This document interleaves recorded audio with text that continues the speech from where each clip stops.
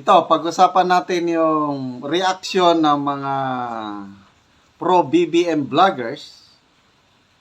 Itong panawagan ng Iglesia ni Cristo na mag-conduct sila ng malawakang rally against sa impeachment ni VP Sara. Nako, nakarating po sa kampo ng Iglesia ni Cristo yung mga pro-BBM vloggers na sabi, wag na daw mag-rally. Sa loob ng bahay na lang sila mag-rally.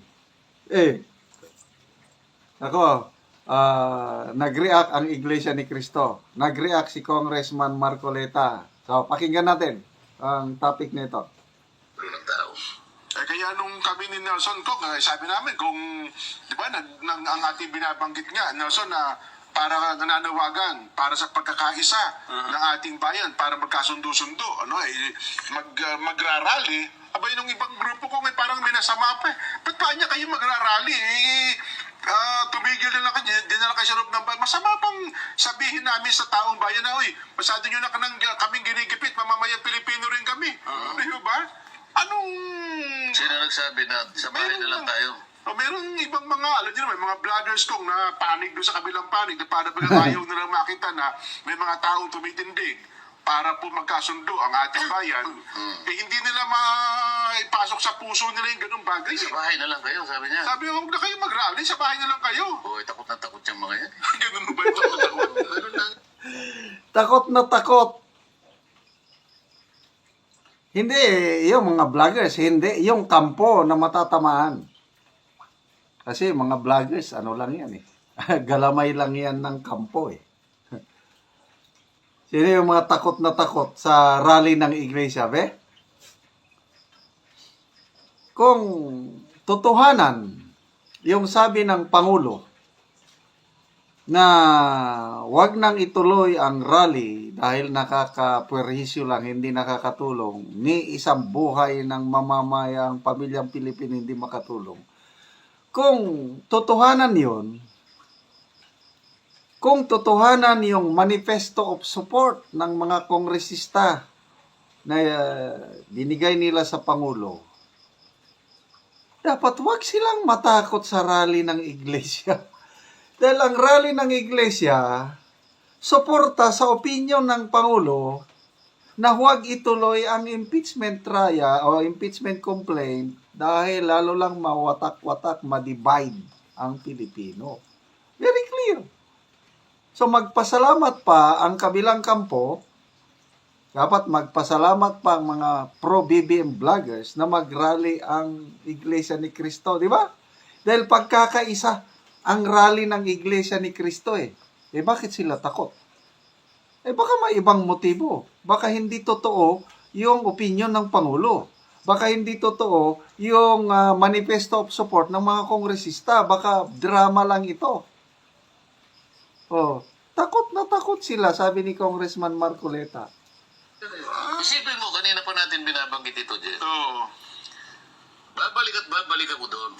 Tandaan ninyo ang Pangulo ng Pilipinas nagpahayag sa pamamagitan ng opinyon. Oo. Ako, basta nabibilog ang ulo. Oo. Lalong-lalong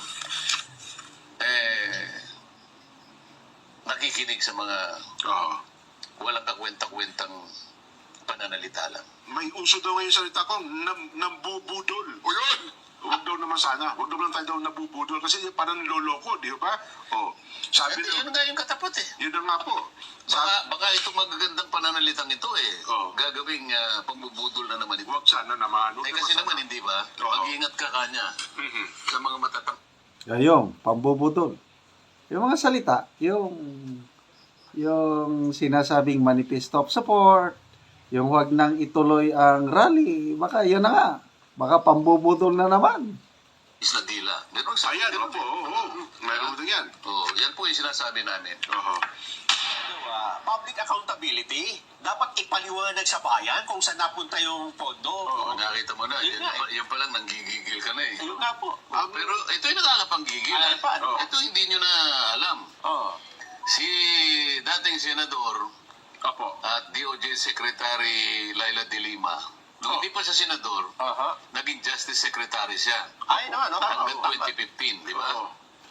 Pero nung i-audit ng COA, 2015, Okay. annual audit. COA. Oh. 91.8 million confidential fund ng DOJ walang disbursement vouchers. Nako. Ano ba yung dilima yan?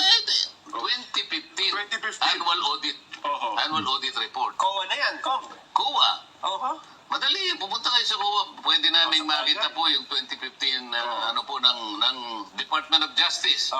Oh, 120 million unliquidated cash advance ng Grabe. confidential funds. Unliquidated pa to. Oho.